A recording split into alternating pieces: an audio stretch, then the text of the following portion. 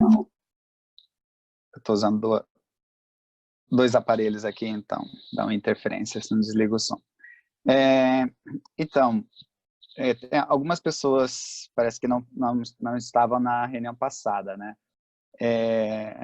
A ideia da primeira atividade era de trazer um pouco uma visão de como surgiu o capitalismo, por que o capitalismo é inerentemente injusto, mas porque também ele não é uma coisa que vai existir para sempre, em algum momento vai ter que cair, ser substituída por um outro sistema social.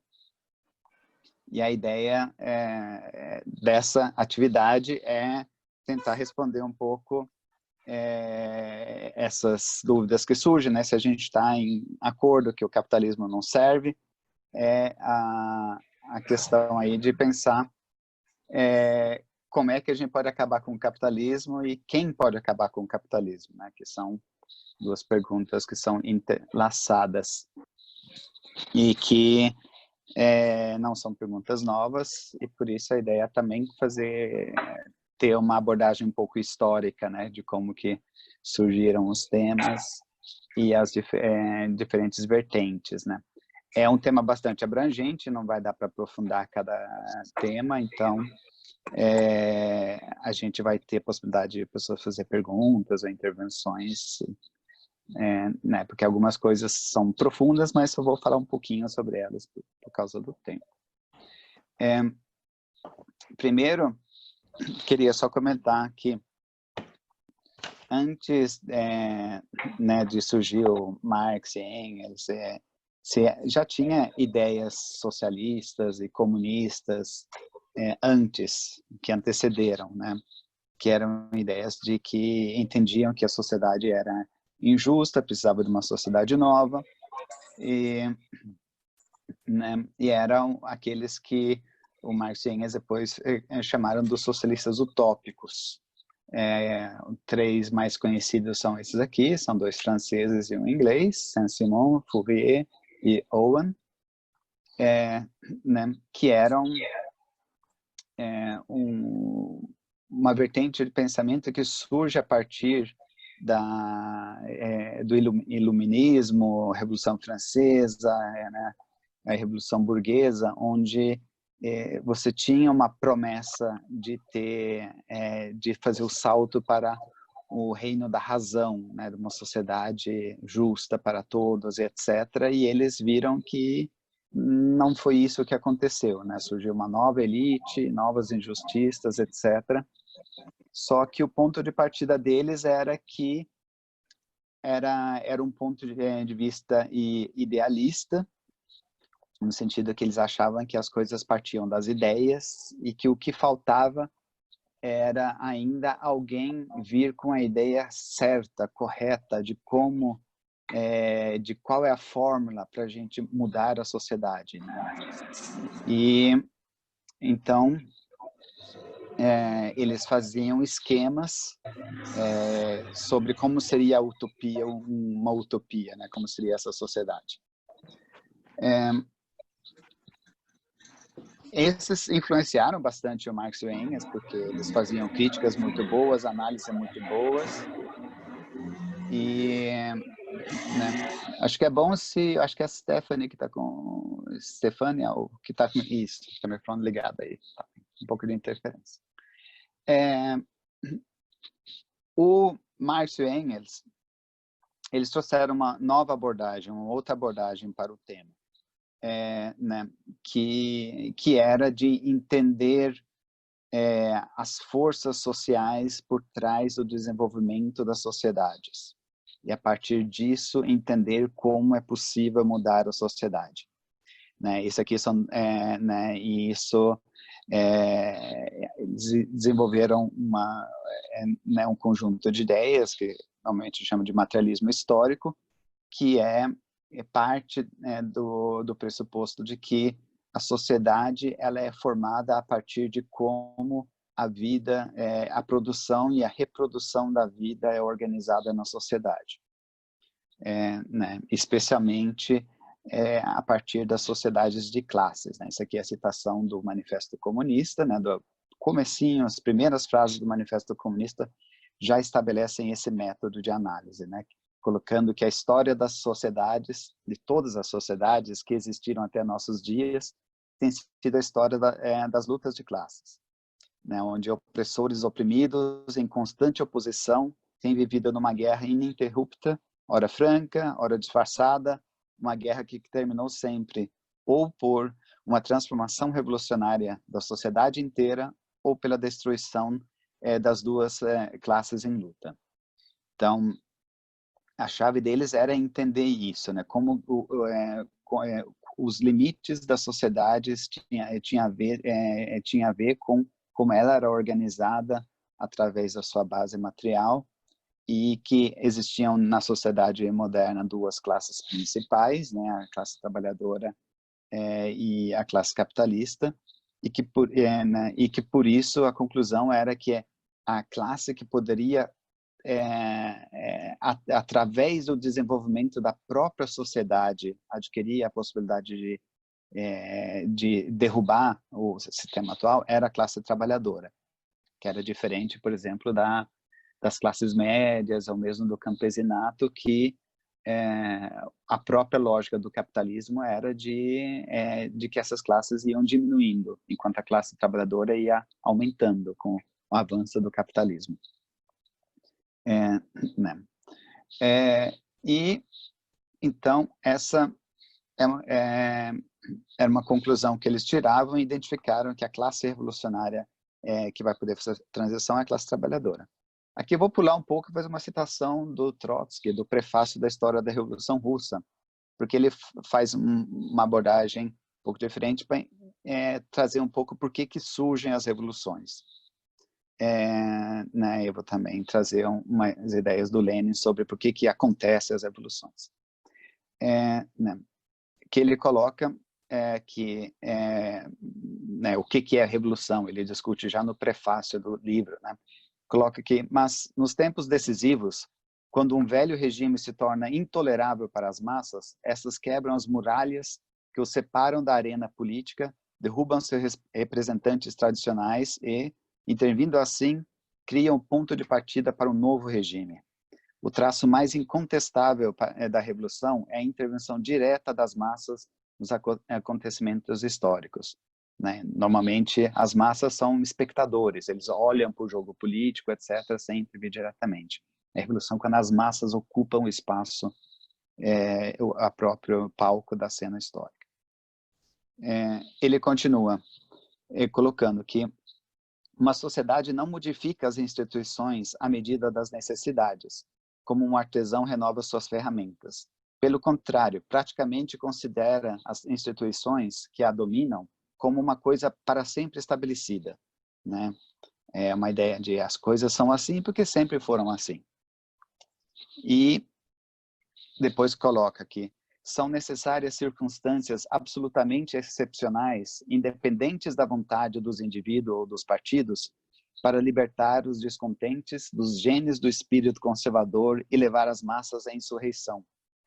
As rápidas mudanças de opinião e de humor das massas em tempos de revolução provêm, por consequência, não da maleabilidade e da mobilidade do psiquismo humano, mas de seu profundo conservadorismo. Né? Então, o que ele coloca é que as mudanças das relações na sociedade, elas não acompanham o ritmo da mudança da própria economia, né, do avanço tecnológico, etc. As relações humanas tendem a ficar as mesmas, né? E a gente pode ver, né, como que o capitalismo se revolucionou durante esses últimos séculos, mas as relações ainda são muito semelhantes, né? E que as ideias também não mudam tão rápido. Na verdade, é exatamente esse conservadorismo que faz que as contradições vão se acumulando até chegar a um ponto que de dar um salto, né? O Trotsky usou também a frase que era colocando que as revoluções, todas as revoluções são impossíveis até se tornarem inevitáveis. O Lenin, ele também colocou fez um outro resumo, para o outro lado, um pouco colocar quais são as condições para surgir uma situação revolucionária. Ele coloca que a classe dominante é uma crise na sociedade, que a sociedade entra em crise, e é uma crise onde a classe dominante não pode mais governar como antes. Muitas vezes, eu colocava, na verdade, a revolução começa não por baixo, mas por cima, uma crise na classe dominante. Uma segunda era que a classe média, ou as classes médias, estão em efervescência e preparadas a seguir a liderança da classe trabalhadora. E a terceira é que a classe trabalhadora está em busca de uma saída fora do sistema e preparada a levar a luta até o fim. E o Lenin colocou também uma quarta condição, é que essas coisas são elementos que levam a erupções sociais, revoluções. Mas para que essa erupção consiga realmente ser vitoriosa, você precisa de um quarto elemento, que é a presença de um partido revolucionário com base social, armado com um programa, estratégia e táticas que são corretas para aquela situação. E isso tem a ver com a ideia que também o Trotsky estava colocando, que a análise do Marx não era simplesmente de achar que a revolução é algo que é preferível. É porque as revoluções simplesmente elas acontecem. A sociedade, o desenvolvimento da sociedade leva a revoluções. A questão é se elas vão levar a uma mudança duradoura ou não. Mas, de qualquer forma, a conclusão que o Marx colocava de análise dessas crises é de colocar que a classe trabalhadora tem que tomar o poder. Aí, mais uma citação do Manifesto Comunista é que vimos acima que a primeira fase da Revolução Operária é o advento do proletariado como classe dominante, a conquista da democracia, a conquista do poder. O proletariado utilizará sua supremacia política para arrancar pouco a pouco todo o capital da burguesia para centralizar todos os instrumentos de produção nas mãos do Estado, isto é, do proletariado organizado em classe dominante, e para aumentar o mais rapidamente possível o total das forças produtivas. Assim que eles viam a tomada do poder da classe trabalhadora, tomando o poder não só político, mas também da economia. Aí eu vou entrar um pouco, eles chegaram a essas conclusões, estudando o capitalismo, estudando os movimentos, só que o marxismo não era algo que nasceu hegemônico, era uma coisa que existia, uma corrente, uma tendência de ideias que existia junto com várias outras. Então, falar um pouquinho antes de entrar na questão do reformismo e stalinismo, é bom ver os debates que existiam antes. Então, a primeira tentativa de organizar a classe trabalhadora numa escala internacional, que vingou mais, já existia uma tentativa antes, na verdade o Manifesto Comunista, ela foi o fruto de uma discussão de uma organização que chamava Liga dos Comunistas, que já em 1847, que foi discutida a necessidade de lançar abertamente uma organização internacional, aí o Marx e Engels escreveram o Manifesto Comunista. Não vingou, por algumas razões, aí teve essa nova tentativa em 1864. A imagem aqui é da ficha de filiação, de um militante que por acaso chama Jung, não sei se é um parente do conhecido Jung, mas dá para ver que o Marx assinou aí como representante da Alemanha, mesmo assim na época ele já morava na Inglaterra, que está o Karl Marx aqui. Mas a primeira internacional, como foi conhecida, chamava Associação Internacional de Trabalhadores, que durou uns 12 anos, na verdade. E era uma amálgama de diferentes correntes políticas e de organizações. Você tinha sindicalistas britânicos, radicais franceses, anarquistas russos e bastante alemães também. Então, era, na verdade, né, um grupo importante. E tinha debates e visões bastante diferentes, vou entrar em duas delas, sobre qual era o papel da luta salarial, o papel do Estado, o papel de cooperativas e a própria ideia da revolução.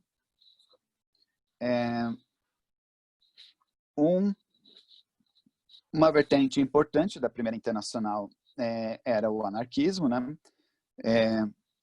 Um dos principais representantes teóricos era o Bakunin, né? Que aqui não é o tema da discussão, mas eu acho que é importante mencionar, né? Mas só para dar uma resumida aí, era a ideia era de negar qualquer forma de Estado, qualquer forma de organização superestrutural, que toda organização social deve ser baseada em auto-organização, seja em comunas, cooperativas, ou sindicatos, ou federações, né? Tinha um pouco variantes sobre isso. Por isso também não deveria participar em processos eleitorais, isso na época do Bakunin não tinha muitas eleições para participar, mas isso é uma coisa que foi muito importante posteriormente. E muitas vezes o anarquismo era marcado por uma ideia de organização da luta mais espontânea, né, muitas vezes marcado por uma ideia de que um pequeno grupo pode provocar a revolução com métodos de terrorismo individual, com bombas e coisas, né? Isso que muitas vezes se chama de um substitucionismo, né? Quando você substitui a luta de massas, se coloca né, como representante das massas, um grupo pequeno se colocando nesse papel.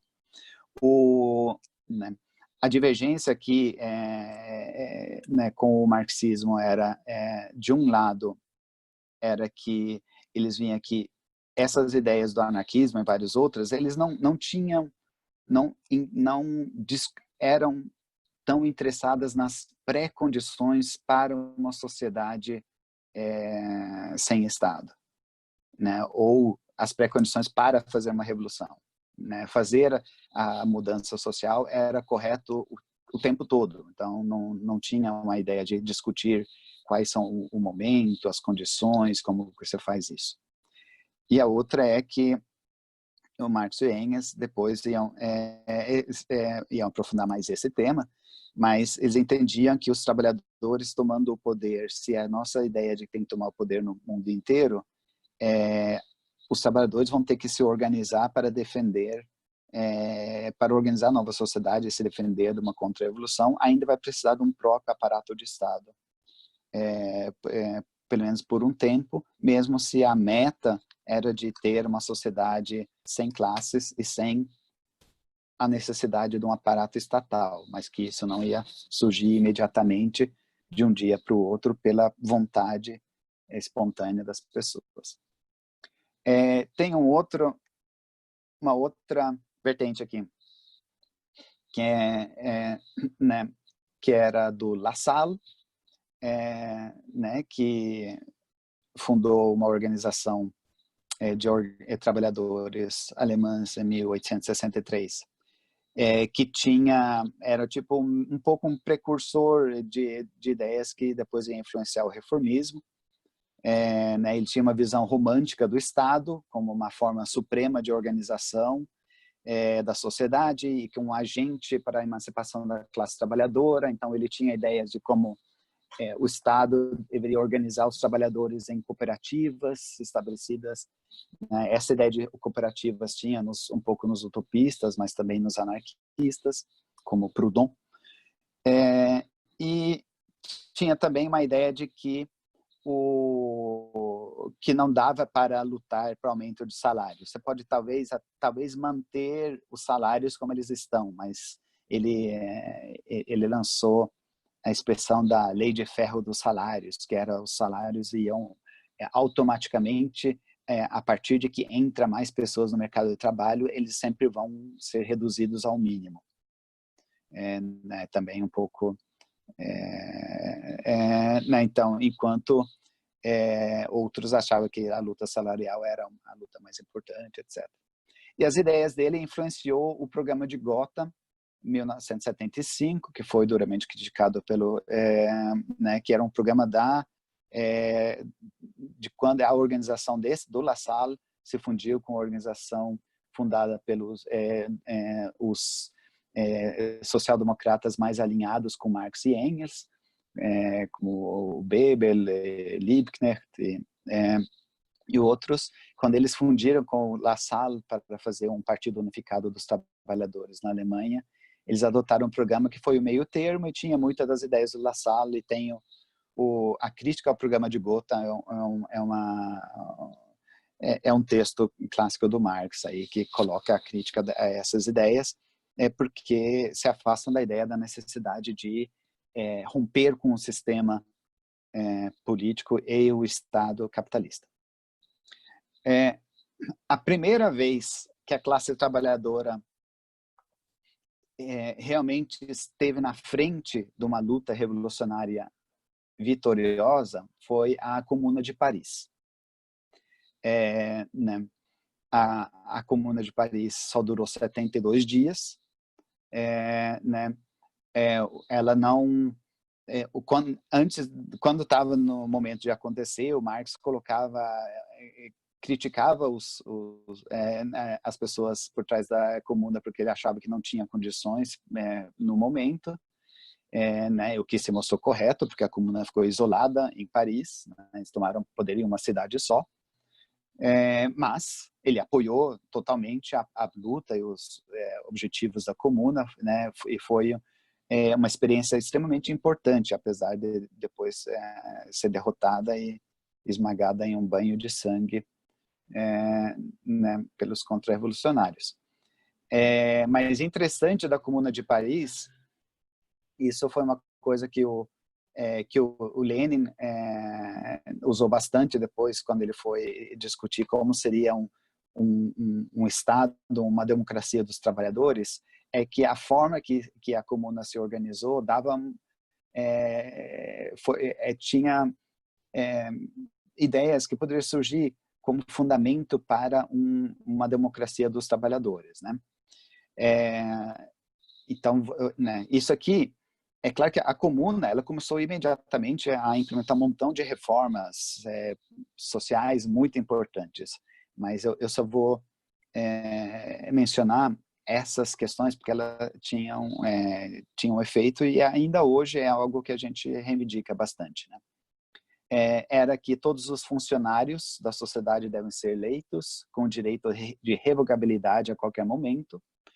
Esses funcionários devem viver com o salário médio de um trabalhador e não ter direito a nenhum privilégio.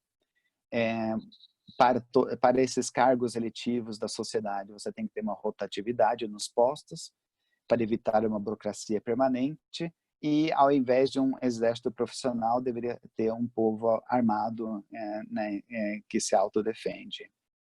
Então, isso aqui é algo que foi indicado depois. E teve uma coisa mais, uma conclusão importante que o Marx e Engels tiraram, uma lição importante, era exatamente sobre o Estado, né? Porque quando eles republicaram o Manifesto Comunista em 1872, no prefácio eles colocaram exatamente que uma das lições da Comuna de Paris foi que ela mostrou que a classe operária não pode simplesmente tomar posse da máquina de Estado que encontra montada e pô-la em movimento para os seus próprios objetivos próprios, né? Que você tem que desmontar o aparato de Estado burguês, né? E fundar um outro em cima daqueles princípios que eu mencionei. Isso é muito importante porque isso você vê muitos exemplos ainda hoje. Você vê, por exemplo, o que aconteceu na Venezuela com o Chávez. Ele tentou usar o aparato capitalista burguês para implementar reformas, e a burocracia lá só sabotava tudo que ele fazia, né, e deu no que deu hoje, né, que tá o caos que está a Venezuela hoje. Então essa era uma ideia muito importante. Mas aí surge, e a derrota da Comuna de Paris levou, no final das contas, ao fim da Primeira Internacional, né? E a divisão definitiva entre os anarquistas e os outros, né? Marxistas e outros. Aí, pulando um pouco no tempo, surge a Segunda Internacional em 1889. Nesse momento, já tinha um aumento do grau de organização da classe trabalhadora em vários países. Né, especialmente na Alemanha, a social-democracia, né, que tinha, depois daquele programa de Gotha, né, eles adotaram um novo programa mais tarde, que era bem mais radical e melhor, mais influenciado né, pelas ideias marxistas. E aí, em 1889, é fundado uma nova organização internacional, dessa vez realmente de massas, que é a Segunda Internacional. Essa foto aqui é do Congresso de Stuttgart de 1907, então não tem o Engels participando, mas vocês talvez podem reconhecer a Rosa Luxemburgo com um chapéu. Né? E a Segunda Internacional foi um passo muito importante, né? Em 1879, já no primeiro congresso, eles estabeleceram um dia de luta internacional, que é o 1º de maio. Né? Em 1910, estabeleceram um Dia Internacional de Luta das Mulheres, né, que no primeiro ano era 19 de março, foi só depois da Revolução Russa, que foi no dia 8, no mesmo dia que o Dia Internacional, né, 8 de março, que foi estabelecida que o 8 de março seria a data mesmo. Né? Isso é importante porque ainda circulam todos os anos lendas que foram inventadas depois de que o 8 de março tinha a ver com incêndio numa fábrica nos anos 1870 alguma coisa, etc., que foi história que eles inventaram depois da Segunda Guerra Mundial para tirar o vínculo com o fato que o Dia Internacional das Mulheres tem a ver com o dia da Revolução, a Revolução de Fevereiro em 1917 na Rússia. Né? Mas, então, é importante esse fato que tem essa ligação. E também a Segunda Internacional lançou campanha internacional pela jornada de 8 horas, etc. Só que aqui você começa a ter uma situação onde o movimento dos trabalhadores começa a se tornar uma força real. Né? E isso começa a gerar umas condições materiais para a cristalização de uma camada privilegiada dentro do movimento. Né, porque se começa a ter um grupo parlamentar grande, sindicatos grandes, um partido com dezenas de milhares de funcionários, etc. Né?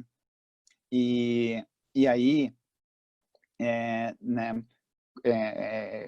você começa a ter uma situação em qual essa camada de parlamentares, líderes sindicais, editores, etc., começam a ser contagiados pelos costumes e o modo de vida da classe dominante. E ao invés de luta, eles começam a reivindicar o seu próprio papel de negociadores, né, de fazer o meio termo, de se adaptar ao que é realista e pragmático, né, greves e outras atividades em que as massas trabalhadoras tomavam a iniciativa, eram vistas como ameaça contra suas posições, né? E também essa coisa de fazer revolução também não seria algo necessário, porque também negava o papel próprio deles, e eles argumentavam que o aumento do padrão de vida seria algo que ia acontecer automaticamente pelo crescimento do movimento e pela pressão das organizações de massas e o desenvolvimento da economia. Então, através de pequenos passos né, e pequenas reformas, o socialismo seria atingido num certo ponto no futuro. Isso aqui, a gente pode colocar isso na discussão, mas para mim, hoje, quando você vê o que aconteceu com o PT, é muito semelhante. Né? Você vê como o próprio Lula se vê como o grande negociador, que ele vai resolver as coisas das pessoas, ele mesmo queria decidir quando começa e termina uma greve, porque a greve é só para dar força para ele negociar, e depois a mesma coisa quando chega no poder, etc. E quem travou esse debate, na verdade, né, tinha dois lados, né? Tem um texto da Rosa Luxemburgo, que é no ano 1900, que chama Reforma Social ou Revolução, em qual ela debatia com o Edward Bernstein. Edward Bernstein era um cara que frequentou muito a casa do Engels, ele era muito um dos né, antigos aí do Partido Social Democrata, só que ele, né, a gente vai ver um pouco as ideias que ele começou a ter depois de décadas, na verdade, era bastante tempo que a social-democracia estava crescendo cada ano, a economia estava crescendo na Alemanha cada ano, etc. Né, o outro lado do debate era a Rosa Luxemburgo, que reivindicava as análises de Marx, e esse aqui era um grande debate, né? E que o que o Bernstein colocava era que era necessário revisar o marxismo, porque o marxismo se mostrou errado em muitas das suas previsões, porque o capitalismo está, obviamente, superando suas crises, não existe justificativa para uma revolução, né? E por isso, né, a citação clássica dele, que está embaixo, que é: o movimento é tudo, a meta final é nada. Então, as melhorias da classe trabalhadora é uma coisa que ia surgir paulatinamente, automaticamente. Cada ano a gente vai ter mais votos, cada ano vai ter mais trabalhadores, e a gente vai mudando a sociedade aos poucos nesse sentido. E tudo isso também tingido muito por uma visão do socialismo como um moral, de justiça, né, uma visão idealista, não como uma análise das condições sociais como elas eram, mas sim por uma ideia simplesmente de o que é mais justo, né?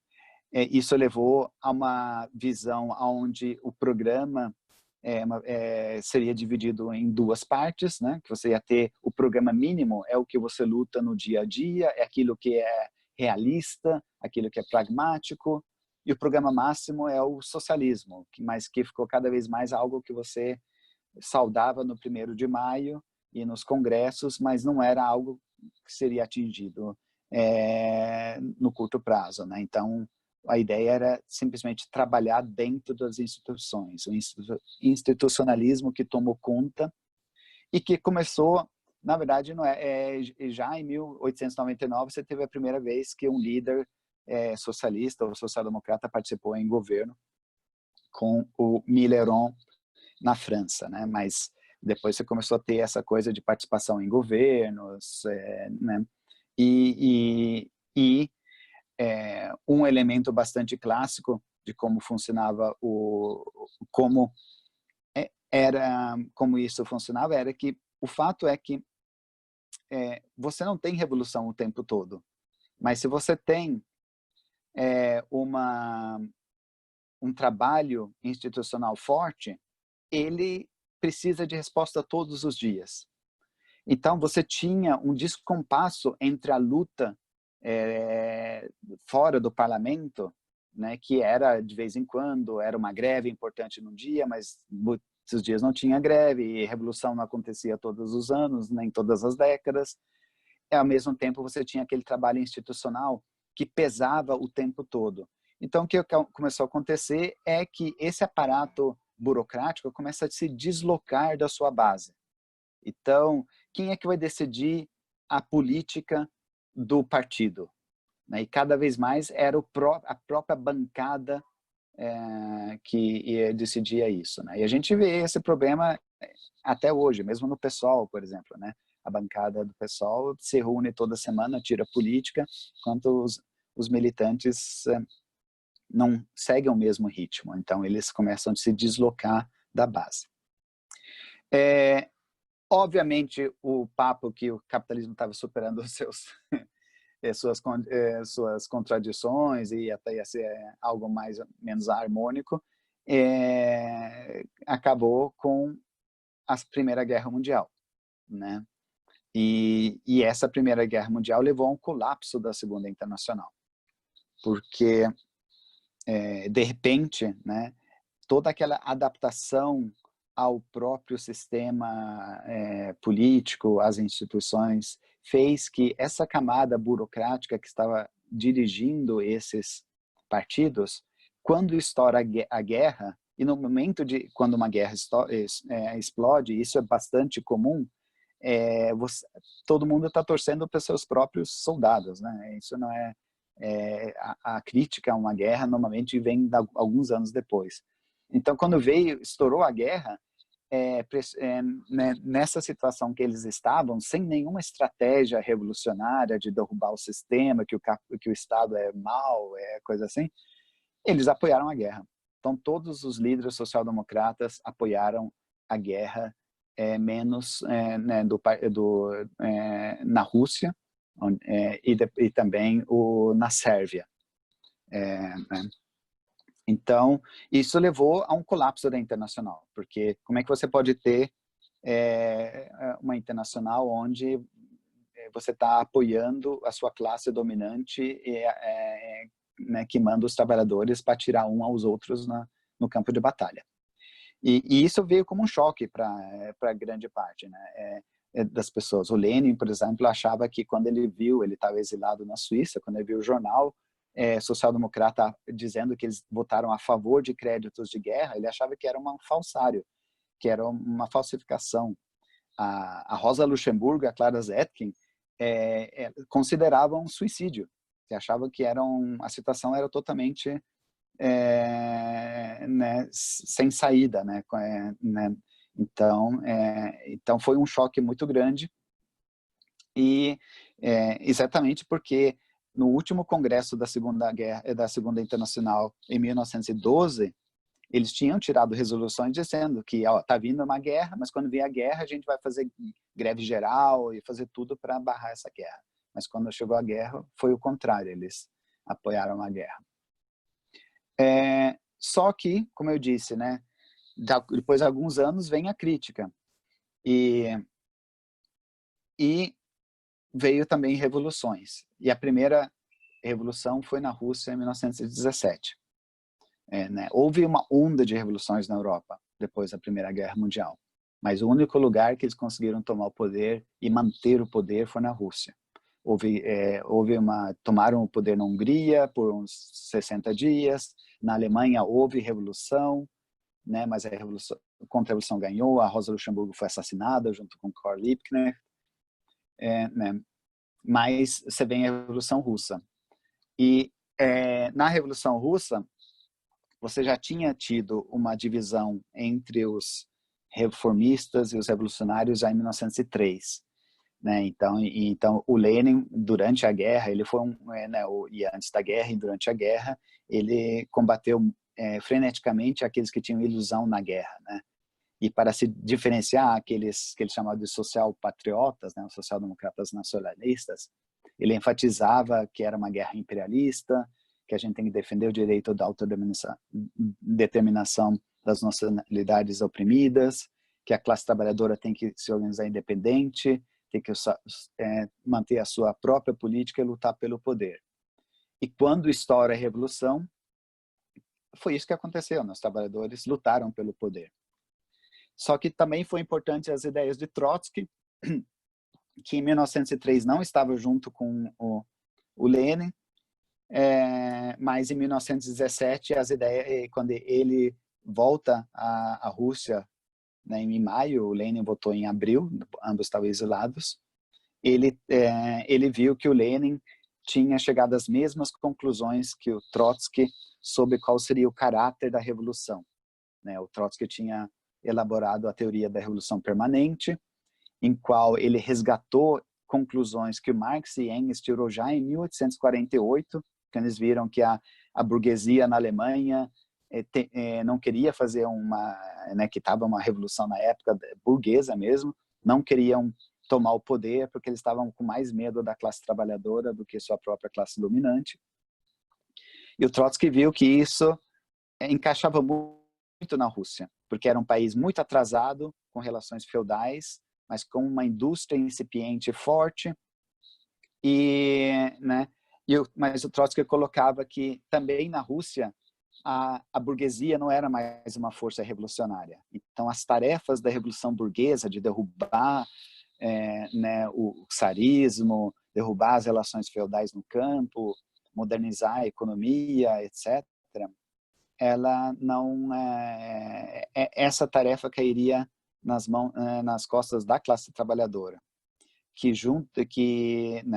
e numa situação em qual os camponeses poderiam também estavam em revolta, eles iam buscar alguma liderança na cidade. Os trabalhadores teriam que apoiar as lutas dos camponeses por terra, e poderiam fazer isso porque tinha uma classe trabalhadora que era minoritária, mas bastante concentrada nas grandes cidades, mas que os trabalhadores não iam parar só em fazer as tarefas burguesas e dar terra para os camponeses. Os trabalhadores iam lutar por seus próprios direitos também, que significava medidas socialistas. E nesse sentido, a revolução ia ser uma revolução permanente, que vai da revolução burguesa à revolução socialista. E isso foi o que aconteceu em 1917, entre fevereiro e outubro.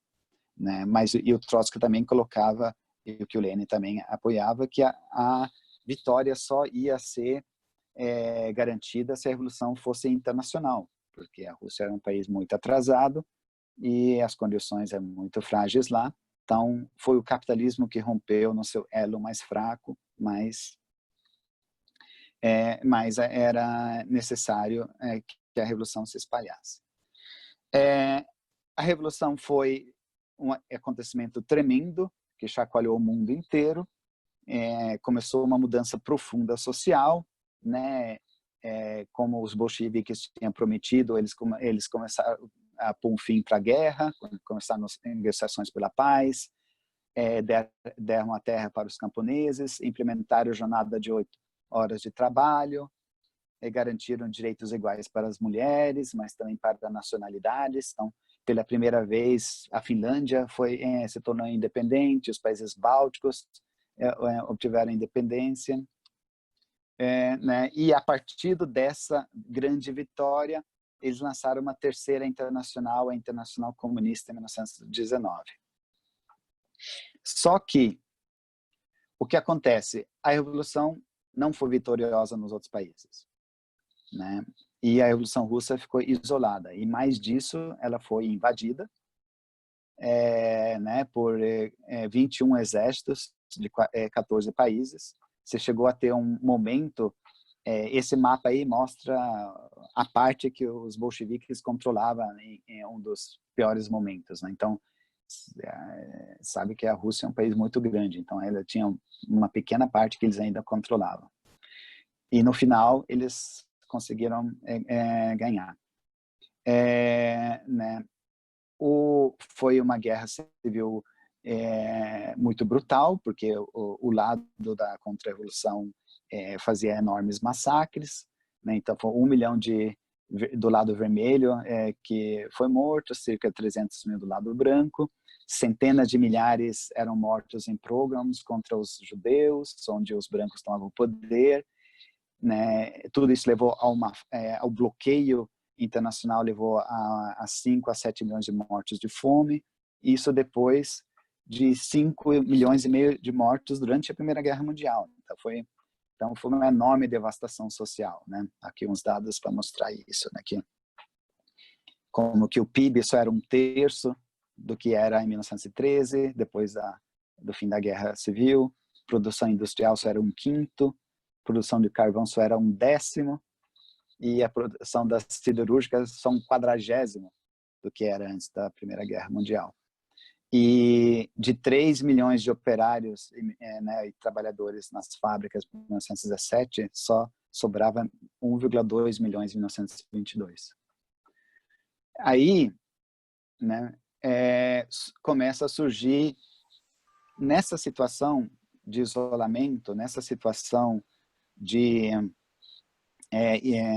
né, de condições econômicas muito duras e sem a ajuda dos outros países, começou a surgir uma burocracia, né, uma camada de burocratas, né? O próprio Lenin foi o primeiro a levantar esse risco, que é uma citação dele para o Congresso do Partido em 1922, que ele coloca, né, se consideramos Moscou com 4.700 comunistas em posições responsáveis e se tomamos a grande máquina burocrática, este monte gigantesco, que era mais de 200.000 funcionários, né, devemos perguntar, quem dirige quem?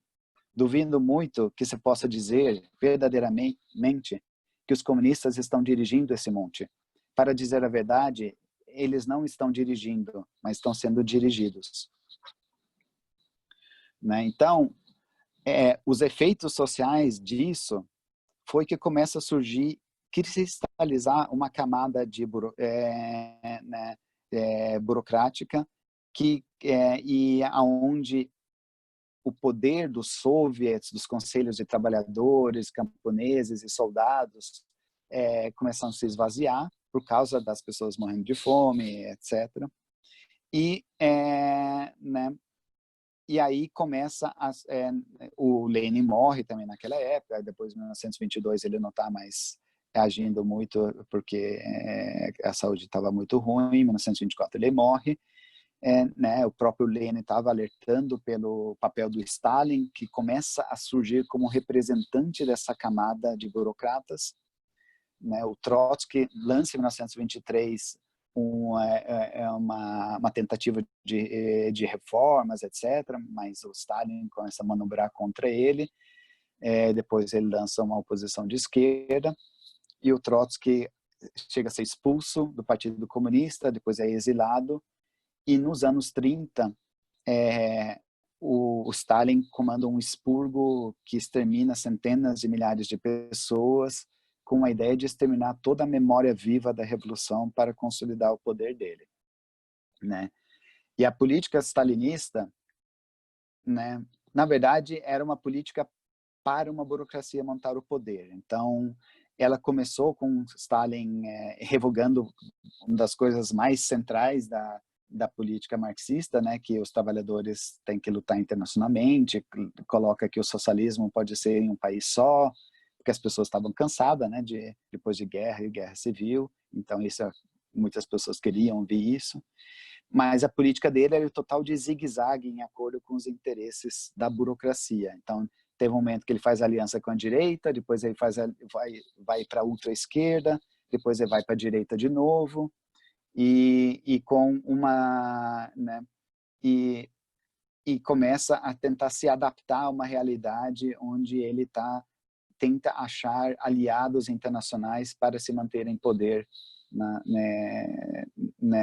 na Rússia, voltando atrás de medidas sociais, dizendo que a revolução não está mais atual em outros países, etc. Né? E o Trotsky foi quem fez a melhor análise do que foi o stalinismo. Né? Ele fez a comparação com a Revolução Francesa, né? Usando a diferenciação entre o que é uma revolução social e uma revolução política, né? Porque a ideia é que a revolução social é quando você muda as bases sociais da sociedade, você muda o regime econômico, o sistema econômico da sociedade. A Revolução Francesa, em 1789, foi isso. Ela acabou com o feudalismo. Né? E a Revolução Política é quando você muda o regime. O que o Trotsky colocou é que a tomada de poder do stalinismo foi uma contra-revolução política, semelhante ao que foi a contra-revolução política do Thermidor de 1794 na França. Quando você tem, né, você tira o poder do povo que fez a revolução, mas mantém o sistema econômico. Né? Então, foi mantida uma economia pública e planificada. Mesmo assim, no final das contas, levou à volta do capitalismo, mas demorou 70 anos. Né? O Trotsky colocava que a economia planificada precisa de democracia dos trabalhadores, como o corpo precisa de oxigênio, e por isso ele defendia é uma revolução política, onde você ia derrubar a burocracia e manter a economia nacionalizada e planificada.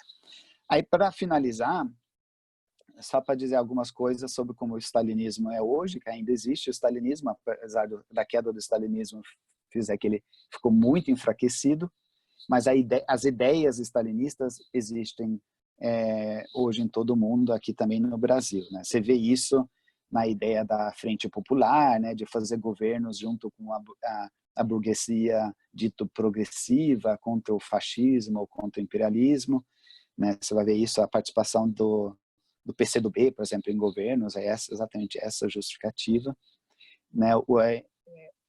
Então, na maioria das vezes, os stalinistas hoje têm uma política bastante reformista ou etapista, dá na mesma, é de dizer que hoje não é revolução socialista é depois, hoje é de modernizar a sociedade, por isso a gente precisa de reformas, etc.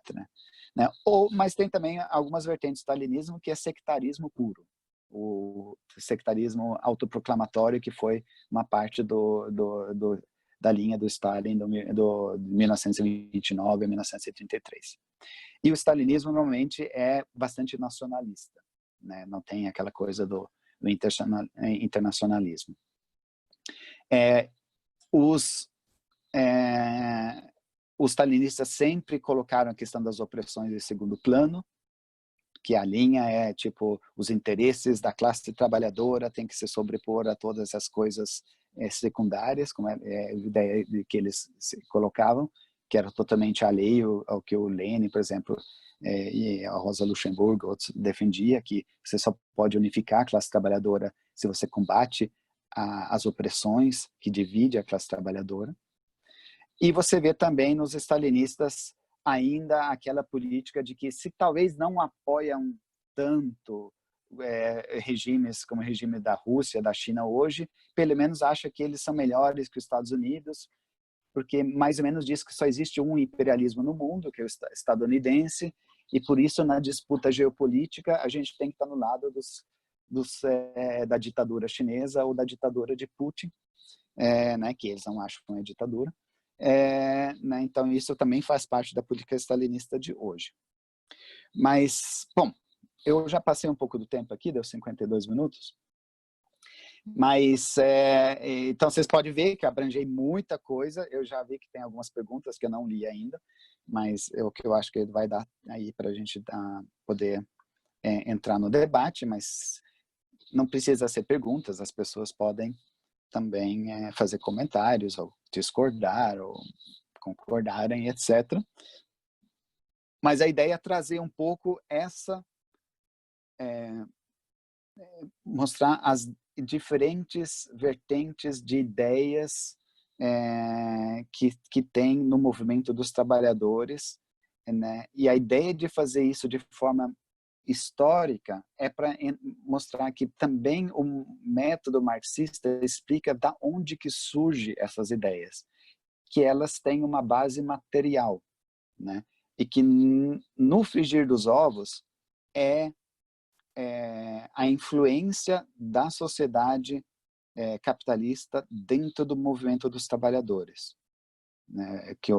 Se uma das frases do Marx e do Engels é que eles colocavam que numa sociedade as ideias dominantes sempre vai ser a ideia da classe dominante, porque a classe dominante só é 1%, nem 1% da sociedade. Então, se a ideia deles não é a dominante, eles não vão estar no poder amanhã. A gente derruba eles de um dia para o outro, né? Então, eles têm jeitos de tentar de garantir que as ideias deles sejam maioria também entre os trabalhadores e principalmente dentro daquelas camadas mais privilegiadas. Então é importante entender isso quando eles surgem para a gente poder combater essas ideias de uma maneira mais qualificada possível.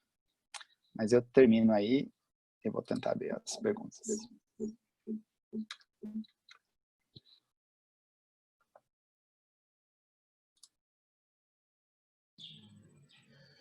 Muito obrigada pela exposição, companheiro. Eu sistematizei aqui as perguntas e aí eu vou fazer, né, o bloquinho de perguntas já para você responder. Enquanto isso, se as pessoas quiserem fazer algum comentário, né, de como sobre a política hoje do Brasil que a gente vem vivendo. Por exemplo, nesse último slide você falou sobre frente populista, né, frente popular. Eu já tenho um comentário para fazer sobre isso, mas vou passar as perguntas para na frente que foram feitas. Então, a primeira pergunta é: você poderia falar mais sobre como aconteceu o papel dos partidos reformistas na manutenção do capitalismo? A segunda pergunta é: você poderia falar um pouco mais do ponto reforma ou revolução no papel da força dos movimentos sindicais pós-Lula na organização de lutas? E a última pergunta você pode falar um pouco dos autonomistas e abordar o que é o estado de transição? São Ok. essas três que temos para hoje, para agora. Para hoje, espero que tenhamos mais. Aí vocês podem se inscrever aqui no chat e eu passo a palavra para você de novo, Marcos. Tá, vou tentar ser rapidinho aqui para não... Então, sobre o papel dos reformistas, o que aconteceu, né?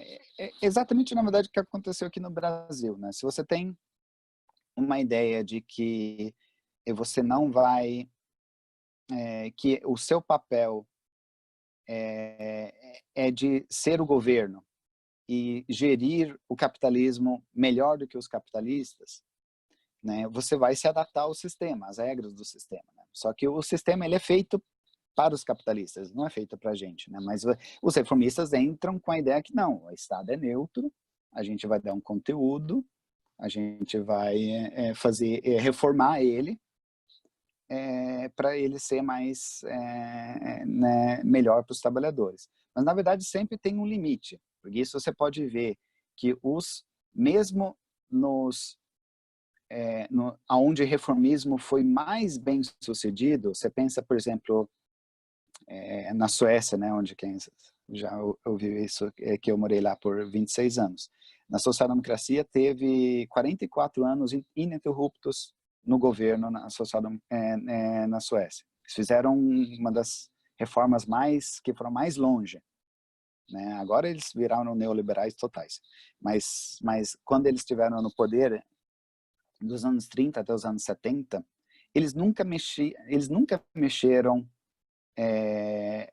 naquilo que é o núcleo do Estado, na polícia, no exército, no poder judiciário, etc., porque aquilo não ia ser aceito para a classe dominante. E eles sabiam disso, então eles não iam eles entendiam os limites deles, né? Então o que acontece é que você fica entrando num governo, você entra com aquela coisa do mal menor, é melhor eu estar no governo, fazer uma coisa, mesmo ser limitada, porque senão vai ser um outro que vai ser pior, etc.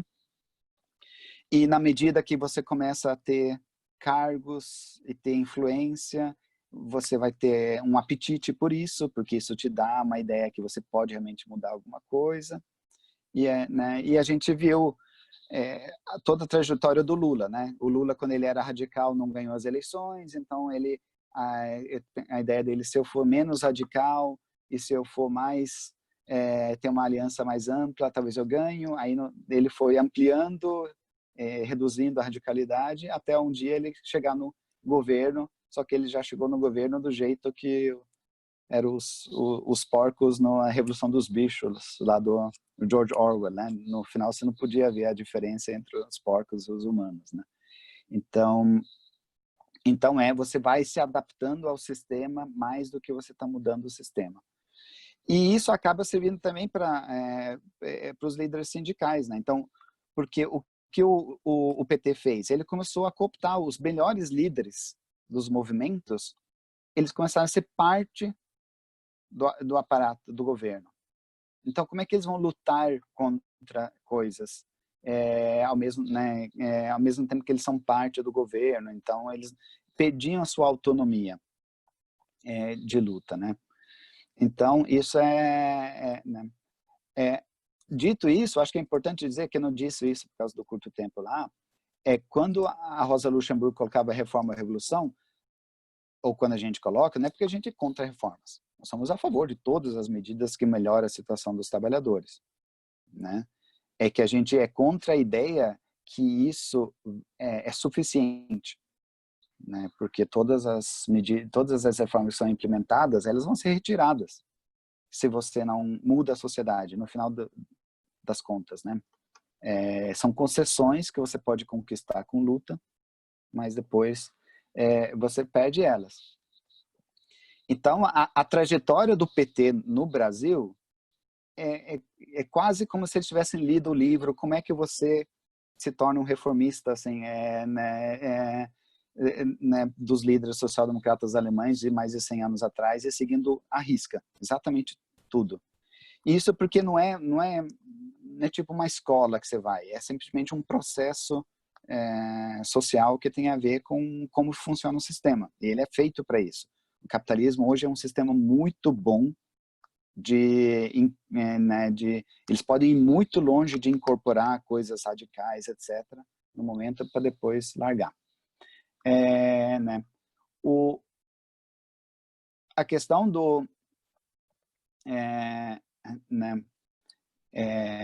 a questão do estado de transição,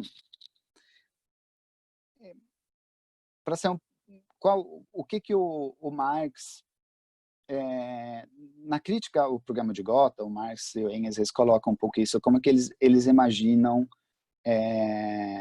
o futuro, né? Na verdade, a ideia deles eles não eram utópicos, né? Então eles não queriam inventar esquemas, mas eles diziam, dá para entender mais ou menos como vai ser o futuro.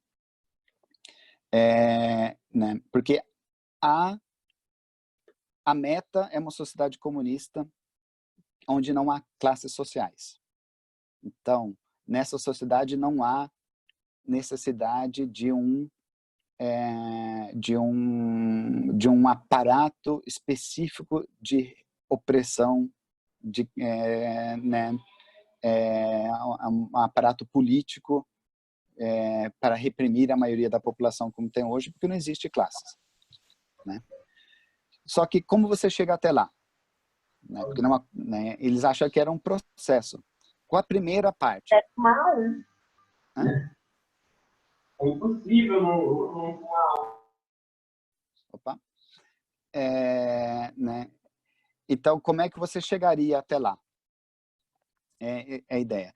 Primeiro, a classe trabalhadora toma o poder, né? E ela se organiza como uma classe dominante, mas seria a dominação da grande maioria da população contra a minoria capitalista.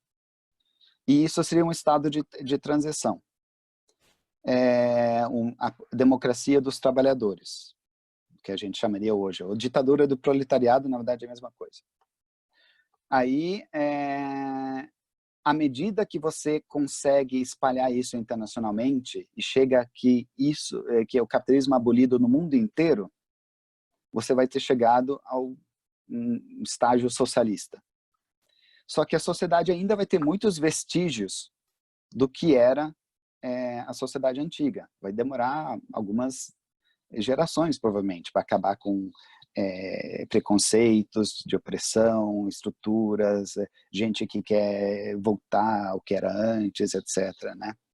Só que, à medida que a sociedade se torna mais uma autogestão da maioria da população, cada vez mais uma grande parte da população participa na gestão da sociedade, cada menos mais vai ser um Estado como um aparato específico. É por o que o Engels colocava que o Estado vai definhar, ou morrer.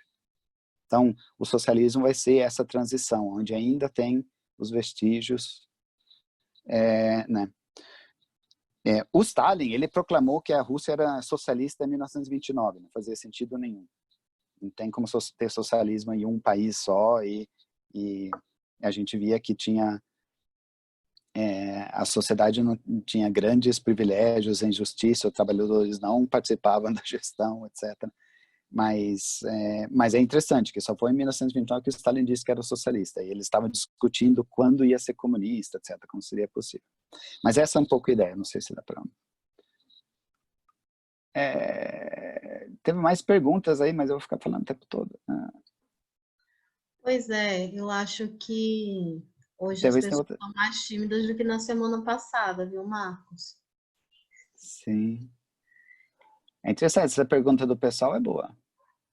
É, Talvez. Mas se tiver outra pessoa que quer responder, posso fazer também. Ó, tem o Auro se inscreveu aí. Talvez deixar você e o Álvaro falar e depois eu volto com as perguntas para não ficar tão maçante. beleza, então.